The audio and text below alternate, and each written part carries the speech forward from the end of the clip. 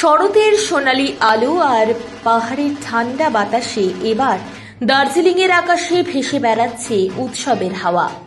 শহর জুড়ে কাশফুলের সোনালি রং আর সাদা মেঘের খেলা মিশিয়ে এক অন্যরকম দুর্গোৎসবের ছোঁয়া। কিন্তু তবুও নজর কেড়ে নেয় নৃপেন্দ্র নারায়ণ হিন্দু হলে দুর্গাপুজোর ঐতিহ্য।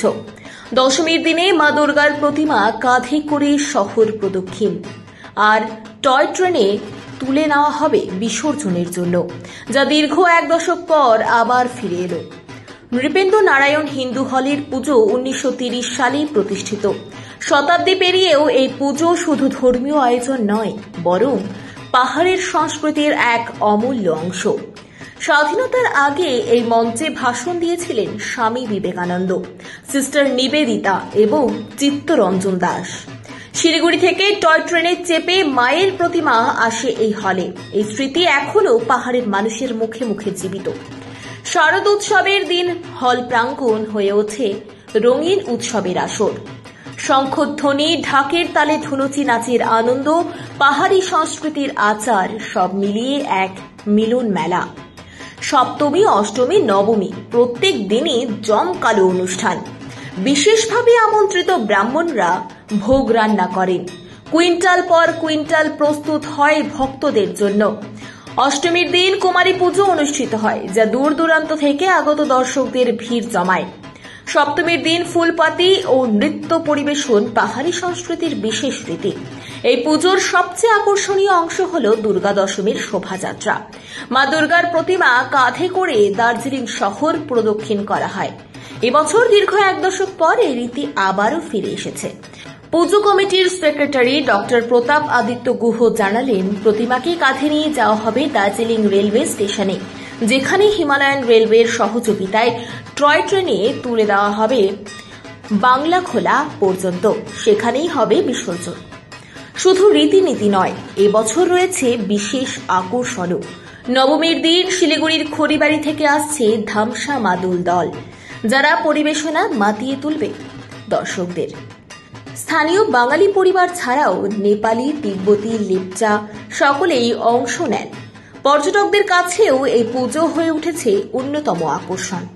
111 বছরের ইতিহাসে নৃপেন্দ্র নারায়ণ হিন্দু হলের পুজো প্রমাণ করে যে সময় বদলেও ঐতিহ্য, সংস্কৃতি এবং সামাজিক ঐক্যের মূল সুর অক্ষুণ্ণ থাকে। আমি নৃপেন্দ্র নারায়ণ বেঙ্গলি হিন্দু হলের সেক্রেটারি ডক্টর প্রতাপাদিত্য গুহ। আমার সঙ্গে আছে রাজু বিশ্বাস, উনি জয়েন্ট সেক্রেটারি।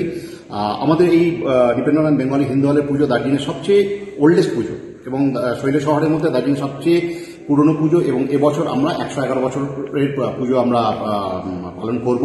এবং এর বিশেষত্ব আছে দার্জিলিং শৈল শহরে, এবং প্রত্যেকেই এই দার্জিলিংয়ের পুজোটার ওপরে অনেকে তাকিয়ে থাকে যে আমরা কি করছি, এবছর কি হবে, এবছর আমরা বিসর্জনেই বা কি হবে, বা পুজোর যে বিভিন্ন অনুষ্ঠানগুলো যেগুলো হয় সপ্তমী, অষ্টমী, নবমীর দিনকে প্রত্যেকে বাইরে থেকে, কলকাতা থেকে আসে। আমাদের বাইরে যারা মেম্বাররা আছে তারা বাইরে থেকে প্রতি বছর তারা আশা করে থাকে এবার দার্জিলিং গিয়ে আমরা কি পাবো।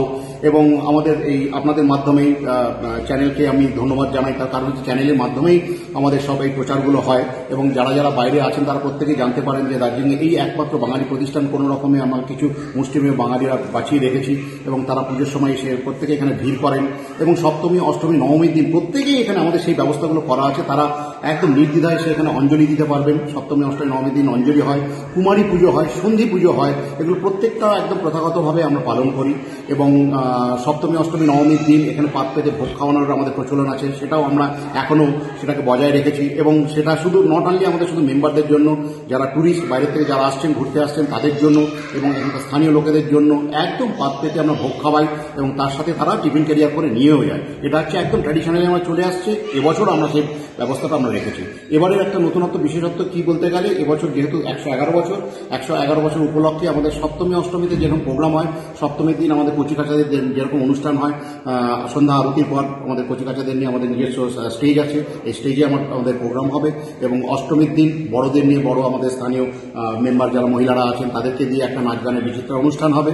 এবং এবার নবমীর দিনকে এবছর আমরা করেছি, অন্যান্য বা নবমীর সময় আগে আমাদের ট্র্যাডিশনাল একটা নাটক হতো। আমাদের যে মেম্বাররা সেই প্রথাটা আস্তে আস্তে সত্যি মানে বলতে গেলে কি দুঃখের বিষয়, সেই প্রথাটা আস্তে আস্তে আমরা হারিয়ে ফেলছি। মানে আসলে নাটক করার কেউ নেই, নাটক বোঝার কেউ নেই, যার ফলে নাটকটা আর আমরা করতে পারি না। তো এবছর আমরা নবমীর দিনকে আমাদের স্টেজে আমরা এই স্থানীয় আমাদের শিলিগুড়ি খড়িবাড়ি থেকে ওই ধামসা মডেলের গ্রুপটা আসছে, আদিবাসী গ্রুপটা আসছে, তারা একটা পারফরমেন্স করবে নবমীর দিন। এবং সেই গ্রুপটাকে নিয়ে দশমীর দিন আমাদের এই প্রতিষ্ঠান প্রাঙ্গণ থেকে আমরা প্রসেশন বের করব। এবং আমাদের স্থানীয় মহিলারা যারা আছেন, মেম্বাররা যারা আছেন, তারা ট্র্যাডিশনাল শাড়ি পরে সেই প্রসেশনে অংশগ্রহণ করবে। এবং সেই প্রসেশন আমাদের এই মণ্ডপ চাঁদমারি প্রাঙ্গণ থেকে বেরিয়ে বাজার পরিক্রমা করিয়ে আমরা একদম দার্জিলিং রেল স্টেশনে গিয়ে আমরা ওখানে থামবো। আর এবছরের সবচেয়ে বড় বিশেষত্ব, 100 বছরের সেন্টিনারিতে আমরা যেটা করেছিলাম, 10 বছর পর আবার আমরা সেটাকে ফিরিয়ে নিয়ে আসার ব্যবস্থা করেছি। এবছর আমরা টয় ট্রেনে দার্জিলিংয়ের আমাদের মাকে স্থানীয় বাংলা ক্লাসে আমরা বিসর্জন দিতে নিয়ে যাবো। এটা এবছরের একটা বিশেষত্ব। আর এটার জন্য আপনাদের চ্যানেলের মাধ্যমে যা প্রচার হচ্ছে, আমার মনে হয় টুরিস্টরা খুব ভালো উপভোগ করবে। এবং তাদেরকে প্রত্যেককে আমার প্রতিষ্ঠানের পক্ষ থেকে তাদেরকে আমন্ত্রণ আমি জানাচ্ছি, এবং তারা আসতে পারেন, নির্দ্বিধায় আমাদের প্রসেশনে অংশগ্রহণ করতে পারেন। আপনার নাম পরিচয়? আমার নাম ডক্টর প্রতাপাদিত্য গুহ, আমি এই প্রতিষ্ঠানের সেক্রেটারি। শরতের সোনালী আলো আর পাহাড়ের ঠান্ডা বাতাসে এবার দার্জিলিংয়ের আকাশে ভেসে বেড়াচ্ছে উৎসবের হাওয়া।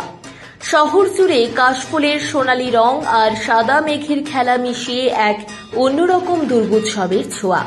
কিন্তু তবুও নজর কেড়ে নেয় নৃপেন্দ্র নারায়ণ হিন্দু হলে দুর্গাপুজোর ঐতিহ্য।